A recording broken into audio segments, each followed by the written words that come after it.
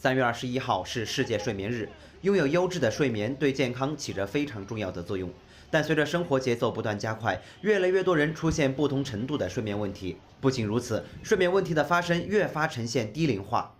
据湖南省儿童医院公布的数据显示，2018年该院神经内科接诊的有睡眠问题儿童多达1089人次。而鼻咽喉头颈外科因儿童鼾症实施了腺样体肥大、扁桃体肥大切除手术1141台次。医生表示，儿童打鼾必须引起家长足够重视。鼾症除了影响儿童生长发育以外，还可导致听力下降、面容变丑，甚至引起智力下降。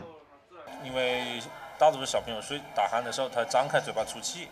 张开嘴巴呼吸的一个情况。这个空气就不会经过你的正常气道，而是经过一个嘴巴张开嘴巴出气的话，它就会影响你这个颌面部的一个发育，所以说它是会影响一个容貌的长期下来。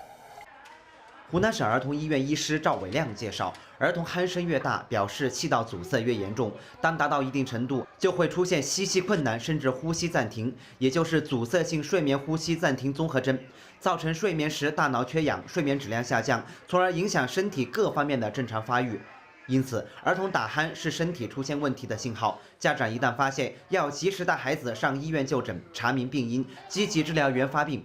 如出现张口呼吸、睡眠时打鼾及憋气现象严重，应手术切除扁桃体、腺样体，手术年龄没有明确界限，对严重影响通气致呼吸困难，不论年龄大小，应及时手术。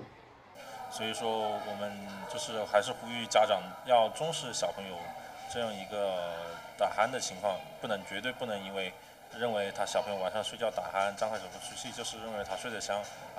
而应该认识到这是一个相应的疾病。